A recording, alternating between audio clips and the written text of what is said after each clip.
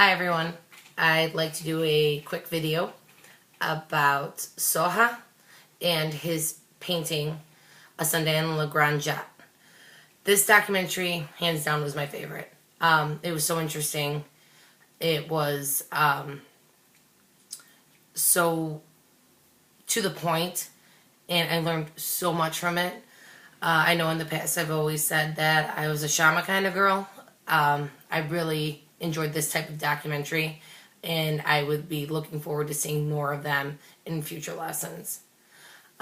Real quick, I want to give you a brief overview of Seurat himself, and then Le Grand Jet, and then we're going to close with A Sunday in Le Grand Jet, and maybe some possible theories to his painting.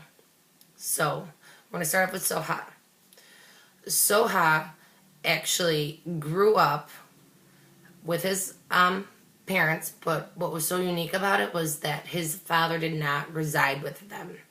So that was kind of interesting.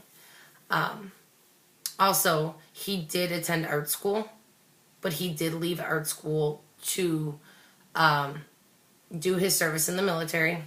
And when he was done with that, he never went back to art school, but he did continue painting. Last, I'd like to talk about his home life with his own family that his mother never knew about. Really interesting. Seurat did have a lover, and he also had a child. He never told his mother about it. For what reason, I do not know. But I found that really peculiar. Second of all, I'd like to talk about Le Grand Jet. Le Grand Jet is a small little island that was leisure for people. It was located in France, and it was also known for prostitution, which is kind of scandalous. So with that being said, I'd like to talk about Seurat's painting, A Sunday in Le Grand Jet. This painting is absolutely huge. In the documentary, they say it was 2 meters by 3 meters. For us Americans, that would be, let me look real quick. It would be, so it's 11 feet by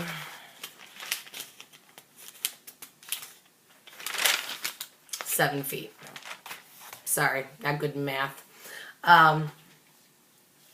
This painting has so much going on and such little signs of symbolism, and emulates so much that I'd like to get into a little bit more about that. In this painting, there's 48 people, 8 boats, 3 dogs, and 1 monkey. Interesting, right? Like I said, Le Grand Jet was known for prostitution, and it is believed, well, at least one of the theories, is that Seurat is kind of throwing little signals and signs about what goes on in Le Grand Jet. One theory was that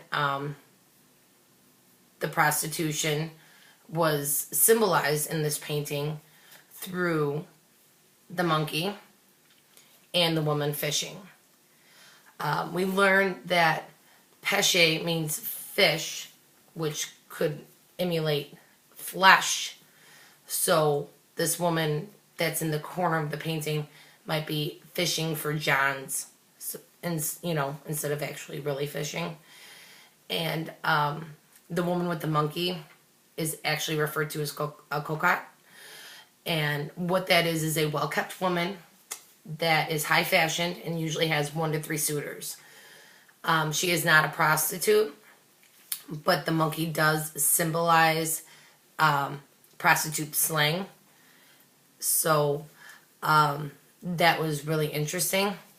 And there was another theory from one of the Chicago experts that the monkey could have represented monkey see, monkey do.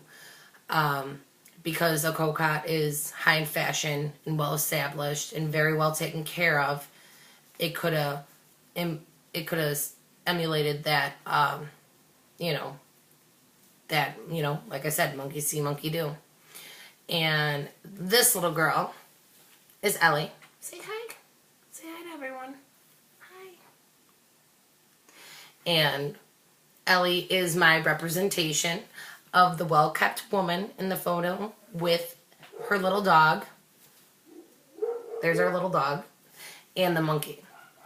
Another part of the painting that I found really intriguing was the little girl in the white dress. Hold on. The little girl in the white dress is the only object in this painting that was not painted by Soha's unique slashes and dots. I think it might have been a representation of purity because of all the scandals and the hidden objects that represent prostitution and scandal in this painting.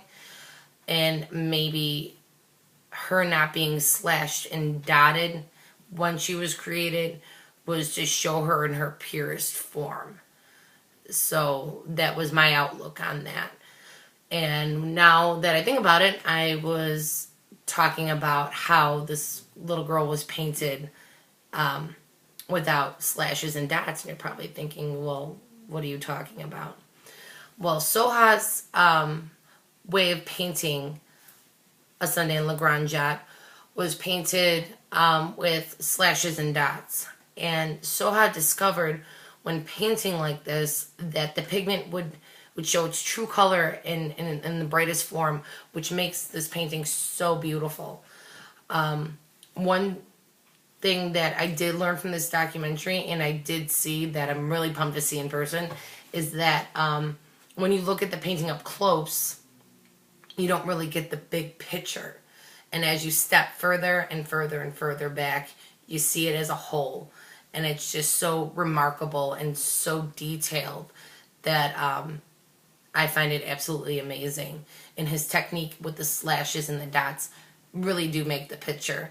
And it's just absolutely awesome. Some little quick factoids that I also did learn from the documentary was that Soha actually died 10 years into his painting career, so he didn't last too long, but he did hit it big, and people did really appreciate his artwork, so much so that Frederick Bartlett did purchase a Sunday in La Grande Jatte from France, and he brought it to the Chicago Art Institute. And he paid, I believe it was $20,000 for this painting. He was just absolutely floored because he was one of, I believe, the founders and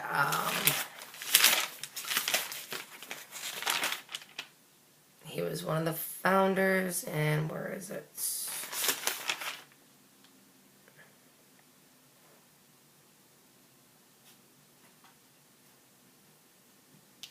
I can't find it.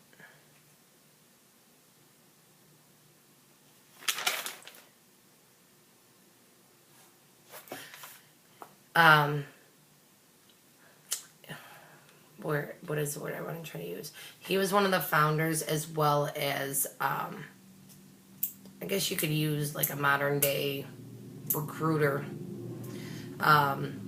He would go out and try to find beautiful works of art to add on to the collection at the Art Institute. So he purchased this painting. Anyways, he purchased this painting for $20,000, which seems like a lot back then, but France realized that this wasn't a good thing that they sold this painting because it is just awesome. And they tried to buy it back for $400,000. Unbelievable, right? Chicago's like, nope, nope, you're not getting it. So that was pretty cool how, you know, we were able to get something so awesome and really appreciate it in its true form and for what it is, because even though France did appreciate this painting, they didn't appreciate it enough to keep it. So now it's ours, and we get to go see it, hopefully soon. So that's about it. Like I said, this documentary is awesome.